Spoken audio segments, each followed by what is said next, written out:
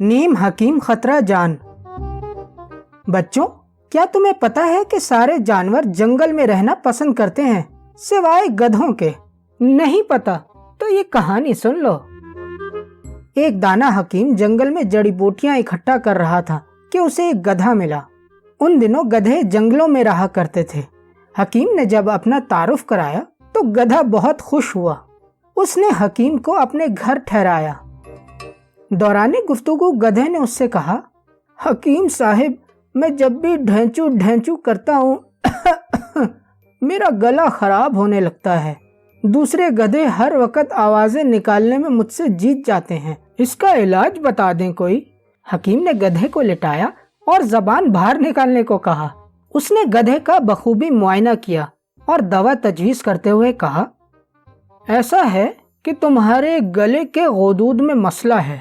یہ کوئی بڑی بیماری تو نہیں۔ اس کے لیے تم 3 روز مسلسل شہد میں کالی مرچ ملا کر چاٹو، اگلے روز ہی ٹھیک ہو جاؤ گے۔ گدھا بہت خوش ہوا۔ اس نے حکیم صاحب کو رخصت کیا اور پھر 3 دن حکیم صاحب کی تجویز کردہ دوا کھائی۔ وہ بالکل صحت مند ہو گیا۔ گدھے نے سوچا کہ بیماریوں کا علاج کرنا تو بہت آسان ہے۔ اس نے جنگل میں اپنے لیے ایک کلینک کھولا اور جانوروں کا علاج کرنے لگا۔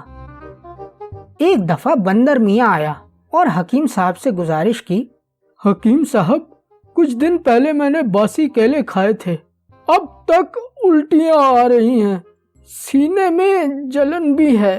گدھے نے اسے لٹایا اور زبان باہر کرنے کا کہا۔ اس نے بندر کا بخوبی معائنہ کرتے ہوئے دوا تجویز کی۔ یہ کوئی بڑا مسئلہ نہیں، تم 3 دن تک مسلسل شہد اور کالی مرچ ملا کر کھاؤ، بالکل تندرست ہو جاؤ گے۔ بندر نے ایسا ہی کیا اور وہ ٹھیک ہو گیا۔ بندر نے پورے جنگل میں گدھے کو مشہور کروا دیا۔ وہ ہر کسی سے گدھے کی تعریف کرتا۔ کچھ جانور تو اس کا مذاق اڑانے لگے کہ گدھا تو بیوقوف جانور ہوتا ہے، وہ تو حکمت کی باتیں نہیں کر سکتا۔ خیر، گدھے سے علاج کرنے کے لیے مریضوں کا آنا شروع ہوا۔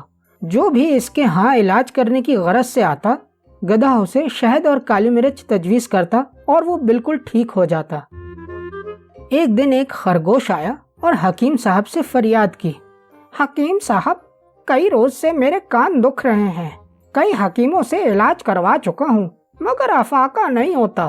گدھے نے اسے الٹا کیا اور اس کے گلے کا بغور مشاہدہ کیا۔ اس نے خرگوش سے کہا،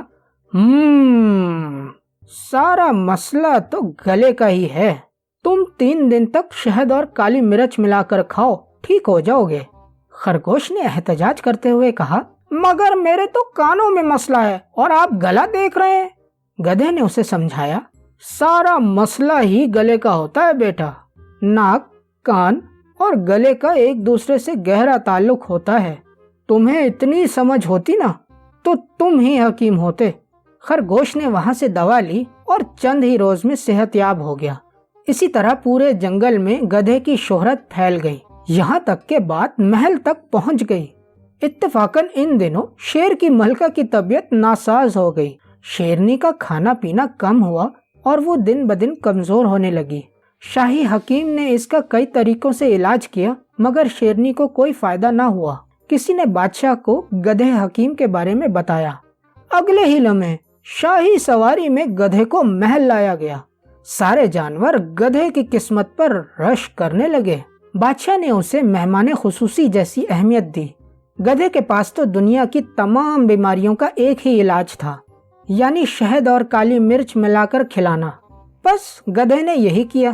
اس علاج سے ملکہ کی طبیعت مزید خراب ہو گئی اور اس کا تیسرے روز انتقال ہو گیا۔ ملکہ کے مرنے کی وجہ سے شیر کو جنگل کے تمام گدھوں سے دشمنی ہو گئی۔